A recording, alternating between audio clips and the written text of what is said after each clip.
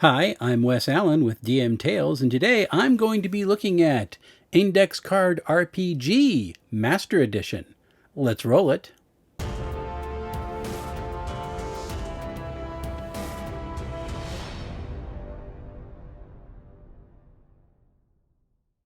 So the Master Edition of ICRPG comes in a 6x9 format. It is really nice to hold.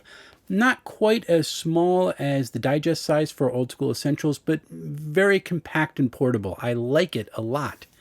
It comes in at 400 pages, and its last page of note is actually a character sheet, which is very nicely designed. And the last couple of pages are just filler to get you up to the 400 pages to balance out the different signatures in the book. All told, it is a really well put together volume. Because it is stitch binding, they're able to include 2 book ribbons. More book ribbons is better. I love this, and I love that it's actually the 2 colors that you find inside the book, black and red. We'll talk about that in a second. The book is printed on glossy paper, which is always a ding for me, but it's not quite as harsh as it is in some of the books that I've read that are printed on glossy paper. I've had this out in sunlight, I've had this near very powerful light sources, and the glare has not been that bad. So even with the gloss, it is still a very pleasant reading experience all the way through. I appreciate the way this book is designed. Now, the book opens with an open letter entitled A Glorious Mess, and it tells the story of how Index Card RPG got its start in 2016 as a series of Sharpie drawings on a napkin. And Glorious Mess is a great way to describe this game. Not because it is not put together well or it's a little bit messy to play with, but because it never left that Sharpie drawing motif behind. The heading fonts look like they are written in Sharpie. The art looks like the harsh black and white drawings you would get with a Sharpie drawn piece of art. It's really, really cool. Even the headers and the footers on the page are very harsh contrast, but are very easily glanceable. All told, the look of this book is, I would say, brutal. In fact, the only color besides black and white in the book is red, which is used for some highlights for different level headings and some decorations inside the book itself. Other than that, it's a very stark, brutal book. And yet the design language is beautiful and it's very accessible despite the fact that it looks like it wants to punch you in the face. I really like the way this book is put together. One of the cool features of it is actually pulling from the name of the game itself. Index cards. They pop up all throughout the book with tips for the GM and for players about how to play this game. It's a really nice way to riff off the title of the game itself and give you good advice that pops out from the rest of the text in the book. Really, really big fan. Characters in this game have the 6 basic stats that anyone who has played Dungeons and Dragons should be familiar with: strength, dexterity, constitution, intelligence, wisdom, and charisma. However, unlike D&D based games, there is no attribute score. You don't roll 3d6 to get these attributes. Instead, they are modifiers only.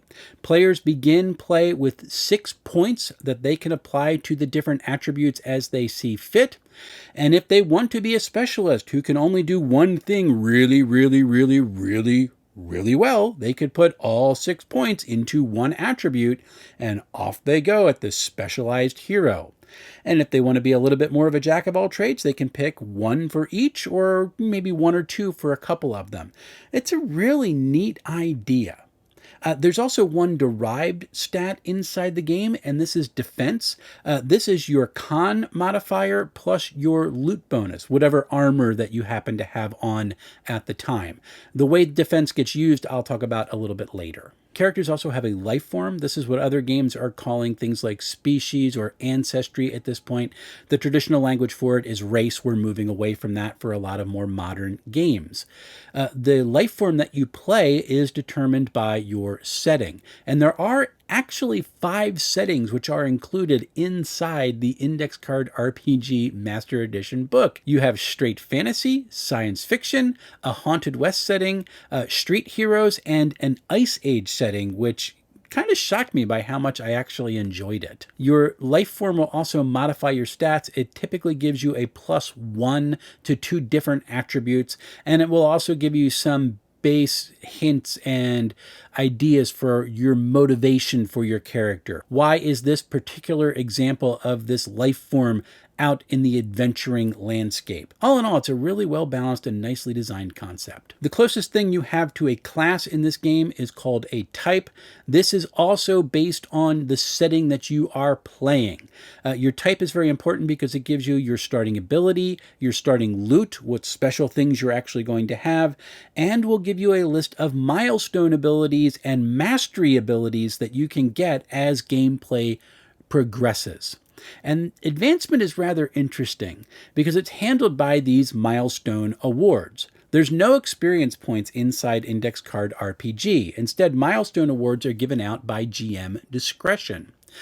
Each type has its own list of milestone awards that you can give, depending on if they do something epic during play or great role play, quick thinking, or taking a risk that pays off. And these can be assigned by the GM or by the player. However, there's another path for milestone awards that are a little bit more interesting, and these are called milestone paths. There's 5 paths in the game, each has its own name, and they give you a hint as to what their focus is going to be. Iron and smoke and amber and oak and hawk. There are 4 tiers for these advancement, which is as close as you're going to get to levels inside Index Card RPG. And the way that you advance from one tier to the next is you get 2 of the milestone awards for any tier, and then you are suddenly in the next tier. And next time you get a milestone award, you can actually pick from the higher tier abilities. It is a rather interesting concept. What is also cool is that you're not bound to one particular milestone path in order to get these new abilities. Instead, you can pick and choose between them. If you think your character type would want a certain ability from another path, well, you can pick that up and off you go. So there's this rather interesting mix of having a type and then being able to plug in whatever bit you want into it in order to make it work. One of my friends likened it to playing a video game where you're able to attach certain things to your character, and that unlocks different abilities as long as you have those things with you. And it's a really cool function. Once I began to think of it that way, it worked out really well in my brain. I bet it really works well in gameplay. However, advancement is one of those places where I think a little more editing would have helped out. I was not certain if you could use the milestone awards that are in the types that are listed inside the game alongside the advancement paths or the milestone paths that are listed a little bit later on. I actually had to ask my channel for folks who do play ICRPG how they do it, and most of them said they pick one or the other, but not both. So I want to thank Philip Dudley and Buck Fu, which is a rather interesting name, for your very helpful responses as I was trying to work out a couple of the finer details of Index Card RPG that I hadn't quite gotten even after reading the book. Thank you very much. The other part of Index Card RPG that I think would benefit the game have a little bit more editing and advice is this concept of hearts. This is how your health is depicted in game. In other RPGs, when you level up, you get a certain amount of hit points added onto your character. At least that's the way that it works a lot of the time. In Index Card RPG, there's no advice given on how to do this. I do believe from what people have said in that older editions of the game, you could pick Get a New Heart as one of your milestone awards. That is not in Master Edition anywhere that I could find. What people said was give it to them when you think they deserve it, which is great. And there's also a loot item that people can get, a gem that gives them another heart as long as they have it, which is a cool way to make your character's health dependent on the gear that you have. And if it gets stolen from you, then you're going to be a lot more squishy. I kind of like it. The idea that there is this lack of advice on where to give or when to give a new heart to a PC, fits the motif of ICRPG rather well. It basically says, well, whenever you think, you do. It's your game. And that's cool. I just wish it would have been more explicitly stated inside the book. The last way you advance inside this game is this concept called mastery. Every time someone rolls a nat 20 on one of their checks, they get to mark off one of the checkboxes on their mastery track. Once they hit 20 of those nat 20s, they get to pick one mastery ability, and then the track resets. Each type has 3 distinct mastery abilities, so to get all 3 of them, you're going to have to roll 60 nat 20s in order to acquire them for your character. This is kind of cool. It makes rolling a nat 20 even more exciting. I like this idea. Every scene in ICRPG has a target number. The suggestion is that the target would be set at 10, 12, 15, or 18, with most scenes having a target number of 12. Now, a target can be damaged. It's very much akin to the concept in Numenera. If you have a particular piece of equipment, or you've cast a spell or a skill that you can apply, you can damage the target and reduce the number a little bit, from like a 12 to an 11 or a 10 to a 9. PCs have to hit that number in order to succeed in a task. The player will roll 1d20 and add an appropriate modifier to it. If they meet or exceed the target number, that task is successful. Rolls can also be easy or hard. If it's easy, you get +3 to the roll, and if it's hard, you get -3 to the roll. If memory serves, this is basically how the math of advantage-disadvantage from 5e works out. It's kind of cool that they just threw it in as a plus or minus inside this game. More dice is more fun, but adding +3 or taking away 3 can be fun too. And if you don't like your roll, you can use a hero die. That is, if you have one. Hero dies are awarded for particularly great gameplay. They're basically like a minor milestone award, and a player can only have one of them at any given time. To use them, a player can just say, I'm using my hero die, and they can re-roll any die.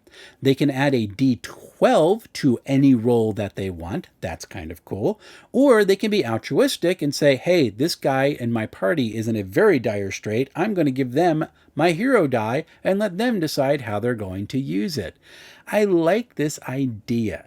This incentivizes really good gameplay and creative solutions and gives you a bunch of different ways that you can apply it in order to make this hero die get you out of a tight situation. Really cool. Now, there are 3 types of actions in the game. You have simple actions, which are automatic, like crossing a room or opening an unlocked door.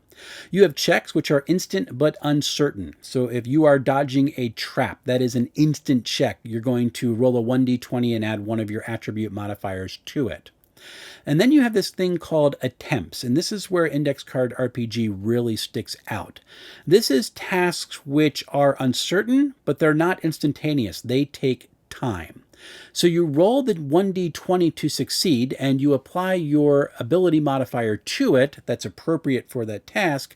But then when you get done, you have to roll effort in order to track the amount of effort you have successfully applied to that task. And different types of effort are going to have a different die that you roll. Throughout the book, each different type of effort is going to be noted by an all caps word, and this is going to highlight for you what die you need to roll.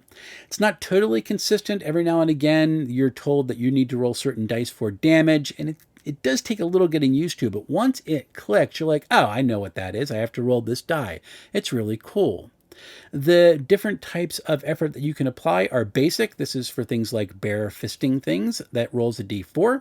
For weapons and tools, you roll a d6. For guns, you roll a d8. For magic and energy, it's a d10. And then for ultimate, you roll a d12. Really cool. Now, for attacks, this is pretty easy to understand. It's essentially your damage done. But for other tasks, like breaking down a door or trying to translate runes, this is a measure of how successful you have applied your effort to that task for that particular check. And the amount of effort you need to overcome in order to succeed at a task is measured in hearts, just like Zelda or other games of old. 1 heart equals 10 effort. So if you have a 1 heart task, you need to somehow acquire 10 effort against that task in order to succeed. It's really an interesting concept. It takes a little getting used to thinking of tasks as requiring hearts to beat because we have it in our mind that these are hit points for combat. But once it clicks, it's really an interesting idea, and it opens up a realm of possibilities of tasks to throw at PCs in order to see if they can succeed. I really like this idea. I'm kind of intrigued at running it myself. And then we have that defense stat, which is the derived stat that you get up in character creation. Defense is used in two ways. The first is if a creature unleashes some area effect, or if some natural disaster hits, or a trap unleashes and makes a specific spot of territory dangerous for a character who's there. They roll a defense check, which is 1d20 plus defense versus the scene target. So your defense is your modifier to reach the scene target. The other is with enemy attacks, and in this case, it becomes the target number that the enemy has to achieve. It's 10 plus the defense of the target. So when a creature wants to attack a PC, they find the defense score, add 10 to it, and that's the target they need to roll in order to succeed and hit. I have gotten used to games where GMs don't roll dice. I am very glad that in Index RPG, you actually get to roll some dice as the GM. It just makes me very happy. The second half of the book is the GM Guide, which I think in earlier editions was a separate book entirely from what I am reading from people. Now, this section of the book gives some great advice on things like setting up adventures, when and how to give rewards, how to use hearts to make monsters more or less powerful, and includes a very nice bestiary. There's also a great rundown of the 5 official worlds in ICRPG's multiverse. My favorites of all these were Ghost Mountain, in which you're caught in the Old West in a region of space, or a region of the Old West which has been ripped out of space and time and stuck in this cosmic bubble in the midst of a battle between good and evil. You have to choose your side and try to save everyone while desperately trying to survive. The other one is Vigilante City, which is a really nice depiction of superhero gaming. It takes place in a city which has been overturned by the arrival of this event that created a whole bunch of mutants. So there's heroes and villains popping up all over the place. And you're there as a hero to try to bring some stability into this city that is in danger of falling into chaos. Vigilante City also adds a mechanic for your superpowers using something called stun points, and I like how they have it balanced. You can only use your stun points to activate your abilities during a particular scene, and damage that's done against you will affect your stun points, but then when the scene is over, they all reset. This keeps your character feeling super heroic. You're not trying to hold on to a use of an ability because you're afraid that you might need it later on in the adventure. Really nicely done. But there are 2 favorite things that I have in all of the GM Guide section, and that is timers, which is something that I first encountered in my 5e campaign when my GM kept throwing them at us. And it wasn't until I started reading Index Card RPG for myself that he let me know, yeah, this is where I got the idea from. Now, I've played with timers in the past with my basic fantasy RPG table, but after reading the timer section in ICRPG's Master Edition, now I want to use them all over the place because it's a really cool way to build tension and offer a bunch of different dynamic challenges to players so that they can succeed in what they're doing. You better beat this timer or things are going to get rough. The other cool thing from the GM section is this thing called Battle Fury. Now, we've all had encounters where everybody missed for a couple of turns. The creatures missed, the PCs missed, and it just goes on and on. And that can get a little tedious. It gets a little boring. You can narrate it for a little bit and make it exciting, but after a couple of rounds of everybody just rolling 3s or 2s or 1s, it gets old. Well, Battle Fury is a way that you can alleviate this tedium. You take a d6, you put it on the table with a 1 facing up, and that gets added to every roll. The first time someone misses during combat, you flip it up to a 2. If people keep missing, you put it up to a 3. People keep missing that, you put it up to a 4. It can go all the way up to a 6 and just stay there. Once you get to a +6 on a roll, it is very likely that someone's going to succeed very fast.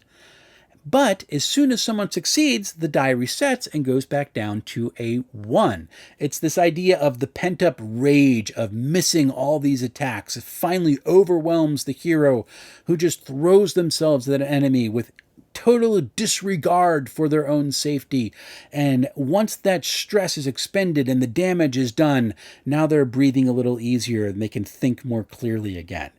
I like this idea a lot, and because I've had a number of these encounters in my basic fantasy RPG table and my Castles and Crusades table, I might actually add this in to see how it goes, because I think it would make combat a lot more fast and furious and fun overall.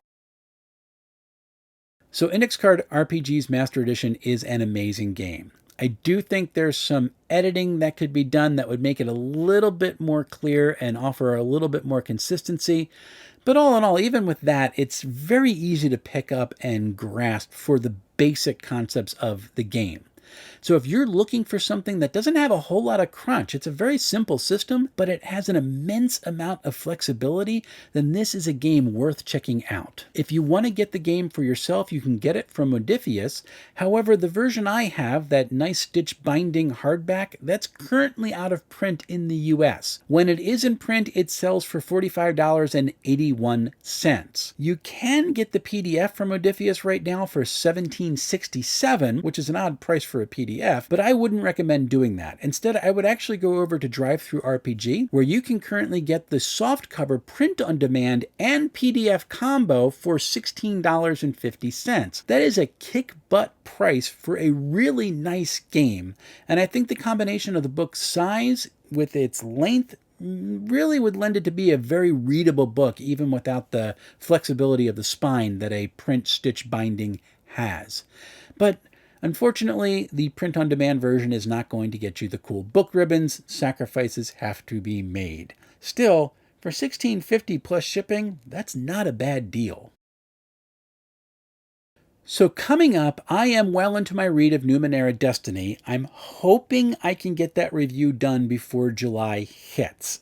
It's going to be tight, but I think I can do it. This Thursday, Skipping Lunch moves to its regular time slot at noon on Thursdays, and I'm going to be interviewing John Fredericks of Sharp Mountain Games. He's the author of The Dwarven Pickup Truck. This is a game or a module you really need to check out on DriveThruRPG. It is gonzo fun.